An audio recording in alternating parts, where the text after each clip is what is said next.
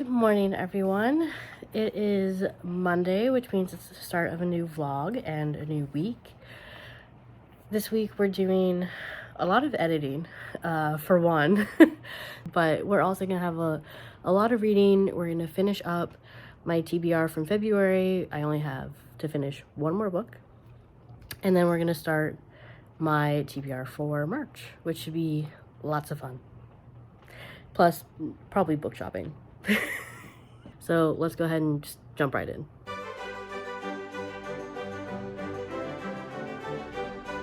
So we're starting this week off with a high note because I stayed up till 1 a.m. last night reading Red, White, and Royal Blue by Casey McQuiston. So I gave it 5 stars. I figured I was going to love it because a lot of my friends online who are also bookstagrammers, booktubers, who have similar tastes as I do, they really loved it. So I figured, yeah, it was gonna work for me. And it did. I really liked it. So for people who don't know, Red, White, and Royal Blue is about Alex, who is the first son of the president, who is the first female president, and who is up for re-election in the coming year. And Prince Henry of Wales, who is the second son of, the UK monarchy. And originally Alex doesn't like Henry, because they had a run-in a couple years prior to the novel that, didn't go well. And there's just a massive misunderstanding, which is, my favorite. And, yeah, the book is about them falling in love. Which I really thought it was I thought it was really cute. I thought the thoughts and feelings of the characters were very real, but and it was high stakes, but things got resolved really well, right? Because the UK monarchy in this world, not so cool with having one of their princes be gay. So, but I thought it was really good.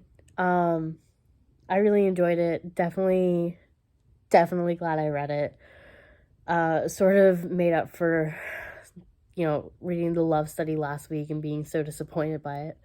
So, yeah, I think I was really happy with that. And then today, I have about 3 chapters left of the Complete Kama Sutra, and then I'll be done with my February TBR. So I'm going to try to get that done today. If not today, I'll definitely get it done tomorrow. And then I'll be done, and then I can shift over to focusing on March. So there's 2 books that I need to start reading this week. One of them is Suburban, which is for my family's book club that is meeting next Thursday. So I have a little bit of time. And the other one is a Masc for Purim that I want to read before Purim, which I believe Purim is next Monday. It's either Sunday or Monday. So I want to go ahead and get that read. Just, time appropriate. So I'm sorry if the camera is shaky. There's Reese. I was going to explain that Reese is rubbing against my phone. But then you saw a bit of him. So yeah, that's sort of what's going on today. And then today I'm driving to Chicago for the Temple Book Club that I run, and so I'll have time to start an audiobook on my way there. And the only so I don't have an Audible credit, so I'm using Libby.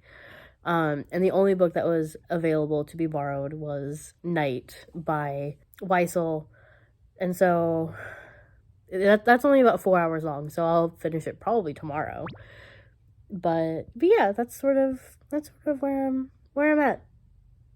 So let's just go ahead and just do the things.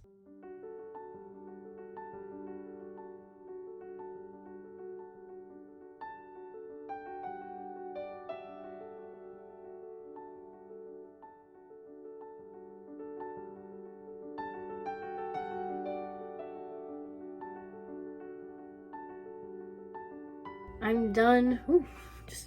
My hair's crazy. Okay. Anyway, I'm done with the complete Kama Sutra. Thank you, God. Just get this out of the way. I gave it a 2-star because I recognize that it was written literally like 2,000 years ago. Obviously, perceptions of women were very different. So I feel like I can't give it anything below a 2 because it is an important work. But I just didn't enjoy it. I quite honestly, what it is that I feel misled. So in my studies, I read about sex a lot. And everyone's like, ooh, the Kama Sutra, ooh, so many positions and different ways to have sex, and ooh. It was not that. Not even a little bit. Like, there were maybe 3 chapters on actual sexual acts. Everything else was literally everything else. It was like how to get your partner. It was like, okay, fine, great, sure. And then it was like how to get with other men's wives. How does the king have sex with other men's wives and his harem? And like, but it's not even about like how does he have sex? It was more about how does he have the arrangements, the meetings in order to have sex. It was nothing about the actual sex.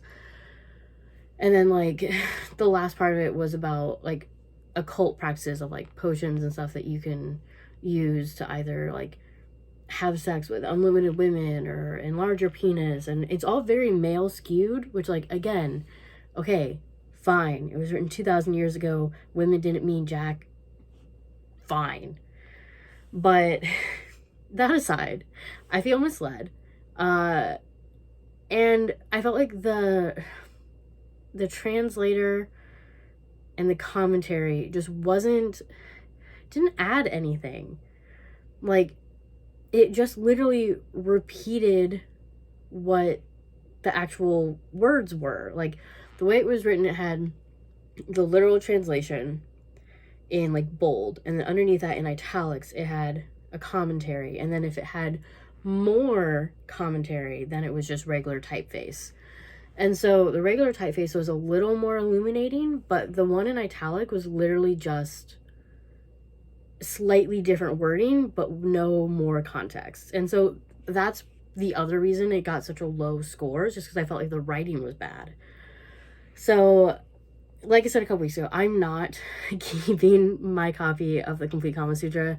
I do have another version of the Kama Sutra, which is like, I think it's like the bedside companion, which I think is definitely going to be more sexual, and maybe I'll look at that in the future and just see how it's different. But right now I'm too angry about it to even open it up. So it's a 2-star. It's whatever. I'm done with it. That's all I care about. I've officially read all my books from February, and I still have a whole other day left. And I decided that because I finished it, when I go to Chicago tonight for the book club, I'm gonna go a little early and go to a nearby bookstore. So that's gonna be super fun. So, book haul later, probably.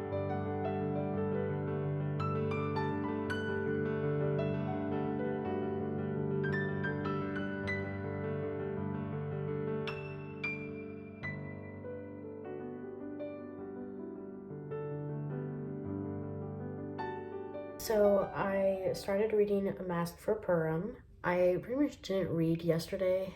I was just really busy.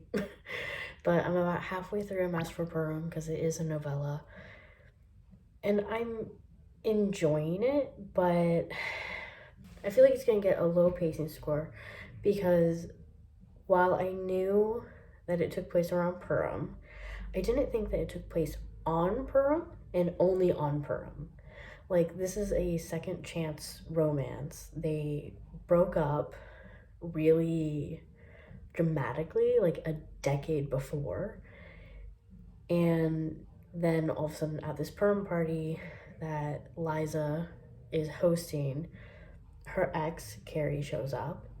And then within like 20 minutes, they're banging on a desk, and now they're back at the party and just like talking. And Liza's like, oh, I realized I'm not actually that angry. I was just hurt. Which like is fair, but it just feels very sudden. So I think the writing is good. I think the characters are interesting. I like the way that they're like bouncing off of each other, but it just feels really quick. And like, and I know it's a novella, but I feel like it's just not realistic. And I can suspend disbelief in romance like pretty well, but there needs to be some element of realism. Like, I'm sorry, if an ex that dumped me a decade ago shows up and is like, I realized that I made a mistake and I want you back, I'm not gonna be like, okay, let's bang. Like, it's not, I needed more. So I don't know, we'll see how the second half goes, but I'm just predicting that by the end of the night they're gonna be like, oh, I love you so much, and like banging again. So that's kind of disappointing, but we'll see. I finished reading A Masc for Purim by Roz Alexander today. I think all my comments from yesterday still stand. I felt like the pacing was really weird. It didn't make a ton of sense that within the space of not just one night, within the space of like 2 or 3 hours, it seems like that the pain from their breakup would have been resolved. So I ended up giving it a 3.5. You know, it was good writing. My only real issue with it was the pacing. If it had been a novel, and if they had reunited on Purim and then in the days, months following, rebuilding their relationship and still having like hot sex, like that I think would have made a lot more sense to me. Like, just, or even like if they were strangers, if it wasn't a second chance romance and they met at a Purim party and they hit it off and they had really great sex a couple times and then a relationship developed, like that would have been great. So it was just odd to me that was how the second chance romance got resolved. So that's the only part that bothered me. I think it was fun. I think it was hot. Just that one thing just didn't make sense. So now that I finished that, I'm going to start reading Suburban Dicks because the family book club is a week from now, like almost exactly. So yeah, I will be reading that over the next couple days. I don't know how I'm gonna feel about it. My dad doesn't seem to particularly be liking it right now. I think he's like 100 pages in.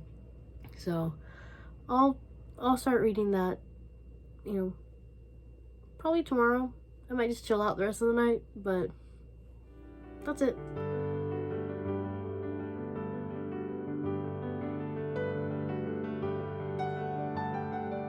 Okay, so I never filmed the book haul after I went to Unabridged on Monday night.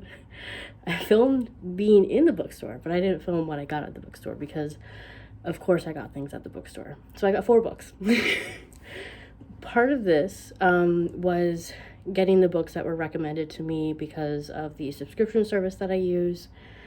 And then I also was testing out one of my bags that I'm probably going to take with me to New York. And so I wanted to see how much it could hold. Found out about 6 books. Because I had my book club book, I had a book from the library, and then I had the 4 books that I bought. So, whoops. So for the books that were recommended to me, I got How to Excavate a Heart by Jake Maya Arlo. And it's funny because I actually requested an ARC of this like last year sometime. It was like right when I first got a NetGalley account. And so of course I was rejected. That's fine, no hard feelings. I just find it really funny that it was then recommended to me. So this is a sapphic Jewish story about our main character, I believe her name is Shawnee, who almost runs over this woman, May. And then they keep running into each other, and then I think they spend like Christmas Eve together. So I think it's supposed to be really cute. I mean, look at that cover. Doesn't that just scream like cuteness? So definitely excited for that one. And then I got Schwitz by Felicia Berliner. And I'm really excited about this one because it's about an ultra-Orthodox woman. I believe she's like 18. In the blurb, it mentions how when she's 18, she expects to sort of follow tradition and enter into an arranged marriage, which I actually didn't know was a thing in ultra-Orthodox communities, so that would be really interesting. But the main character, I believe her name is Razel? I think Razel. She is, I won't say addicted. She's really into online pornography. And so this is about her sort of like discovering her sexuality. And so, you know, that's like the perfect combination of like Judaism and sex. Give it to me. So those are my two like Jewish books, which I appreciated that that's the theme for this quarter of the year. And then the other two books that I got, because what I like about Unabridged, and maybe you notice it in the videos, that like there's a whole section at Unabridged that is purely LGBT. So I believe they have all the I believe they have the books also in other areas of the store, just like that are separated by like genre and stuff like that. But they also have copies that are like just in this one section. So if you're only wanting something that is definitely gay, lesbian, trans, or anything else on the spectrum, like this is the area where you look first. So I usually just spend the entire time there because I just really love reading queer fiction. So I picked up Something Fabulous by Alexis Hall. I really enjoy Alexis Hall's writing, and I apparently really love queer Regency stories. Queer historical fiction, probably, but Regency in particular, I do appreciate that. And this looks really cute. So it's about this guy named Valentine who is supposed to marry this woman. But he's not sure he wants to do that, and the woman definitely doesn't want to do that because she essentially runs away. And so the woman's brother, Bonnie, works with Valentine to find his sister and make her marry Valentine. But, you know, as they're on their way looking for the sister, whose name is Arabella, some feelings happen and it gets complicated. And Valentine sort of wonders, like, maybe he wants to marry the brother instead. So I've heard that it's very chaotic, which I'm totally down for. Queer Regency chaos? Yep, good. And then the other one that I picked up was because of staff recommendations. I really love independent bookstores that put up staff recommendations because I have trouble deciding on just like books that I haven't already picked out. So I read this staff recommendation and I'm like, you know what? I want to read that. So I got Maurice by E.M. Forster. The staff recommendation talked about how Forster wrote this, you know, intentionally about homosexual love, and he had it published after he died because he knew that it would really impact his reputation, because it is one of his goals was to write a queer story that had a happy ending. And so I was really fascinated by the idea that was a story that was written, set in like 1913, 1914, written in 1913, 1914, that has a happy ending. Like, I'm really fascinated by that. And so I went ahead and picked it up. And so it's about this guy named Maurice who knows that he's homosexual, and besides that, in every other way, he presents as like every other man in the time. And it's just following him as he goes throughout life, and he meets another man, and they're just happy together. it sounded really, really cool. And so I'm really excited to read that. So that's my book haul. I have not read it all today. I'm going to start reading Suburban Dicks because book club is on Thursday and I need to have that done. So let's go ahead and do that. So I'm about a quarter of the way through Suburban Dicks and not a huge fan. Here's the thing. I don't like thrillers historically because I feel like the characters are very one-dimensional, and quite honestly, of all the thrillers that I've read, they're all pretty unlikable. And this one, like, I'm 100 pages in, and there's been some, like,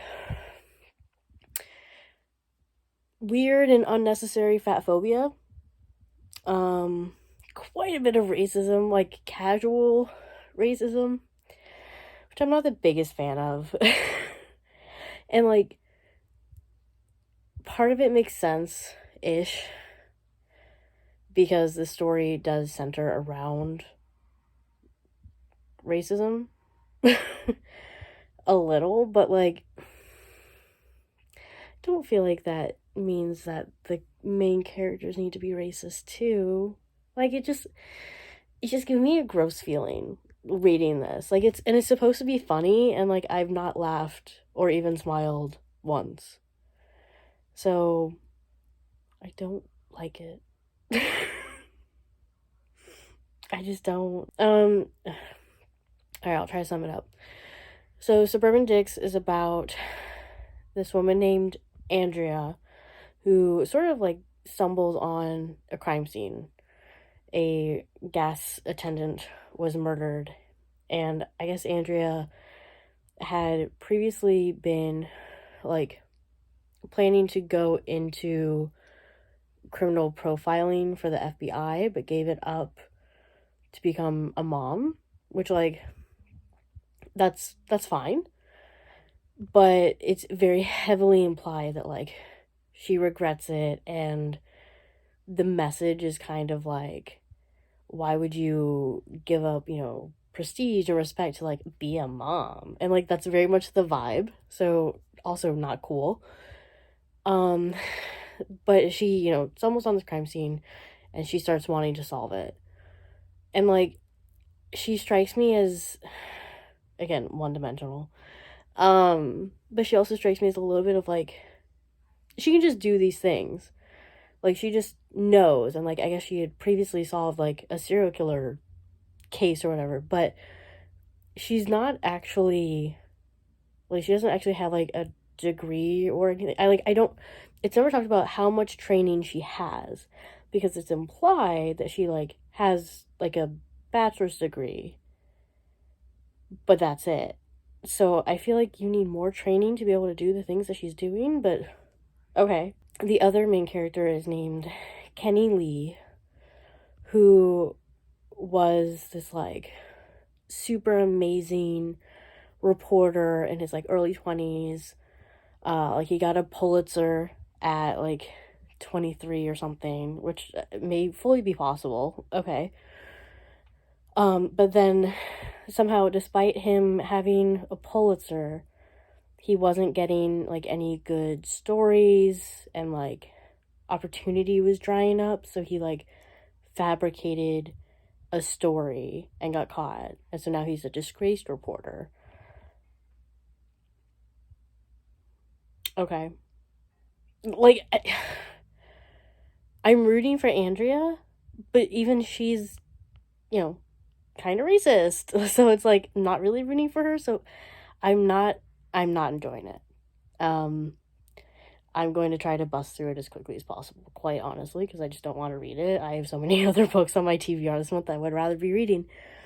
The other update is that last week, after I did my TBR, I went to Libby and I put on hold Babel and The Body Keeps the Score, because both of those are audiobooks, and they're both the longest ones I have on my TBR this month, and so I figured it'd be good to do audio for those. But all the copies were taken. So I had to put them on, I had to place a hold. But tonight, Babel became available. So I have that now. I'm going to start listening to Babel tomorrow, and I'm super excited. So I really should enjoy that one more than I'm enjoying Suburban Dicks. Unsurprisingly. Good night. So I'm going to go ahead and wrap this vlog up because it's 11 o'clock on Sunday. As for reading, I listened to about 2 hours of Babel, which equaled out to the first 2 chapters. Chapters are very long. Wasn't expecting that. I really like it so far. It's only 2 chapters, but I thought that the setup was pretty good. The pacing made sense. Like, I can tell probably within either the 3rd or 4th chapter, like, Robin is going to age up. Like he's a sim. No, he's gonna get older, and actually he'll be in Oxford. When I finished chapter 2 he was getting ready to go to Oxford. So next chapter, which I will listen to tomorrow, will start like the actual plottiness. Like the first 2 chapters was setting it up, but I think that RF Kuang did a really good job with setting it up, so I'm really enjoying it so far. And I'll probably listen to another like 5 hours tomorrow. You'll see this in next week's vlog. But I'm going to a gymnastics meet at Michigan next week because my favorite team is competing against them. But I do like Michigan, so it's the Michigan and Oklahoma meet. So I'll be doing that, but Michigan University is about 3 hours away from me. So I'll have a lot of time in the car to listen to Babel. What else? Oh, the only other thing is that I read about 65 more pages of Suburban Dicks.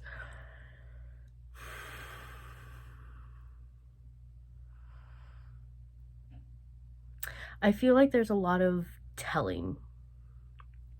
Like, Andrea is apparently a genius and has like, I forget what the term was. It's not a photographic memory, it's some interactive something memory where she can like project herself into her memories. It's kind of weird. And the issue is that like I don't know if this is like Mary suing all over the place, because I don't know if that type of memory exists. I don't know what a criminal justice and forensic psychology major who probably graduated but might not have, like, I don't know what they're capable of. And so like it's bugging me because I feel like I'm reading just like a character who can just do everything, and I don't know whether or not it's real. I have a feeling it's not. And I'm not denying that there are people out there who could probably do that, and that's fine. But it's just, it's just adding to my belief that a lot of the thrillers that I've been subjected to have super one-dimensional characters, and I'm just not interested in that. Like, it's just boring. And, like, I don't know. So, yeah, I'm hoping I can finish Suburban Dicks probably Wednesday, if I'm being realistic. I'd like to finish it before then, but I don't think that it will. So there's that. I'm looking forward to, making more progress with Babel tomorrow. I'm gonna go ahead and wrap this up because I need to go to bed because I'll be driving so much tomorrow. And next week we have a lot of exciting things. We have a lot of exciting things coming up in the next couple weeks. So I'm ready to go ahead and get into that. But I think we made good progress on the March TBR by finishing 1 book.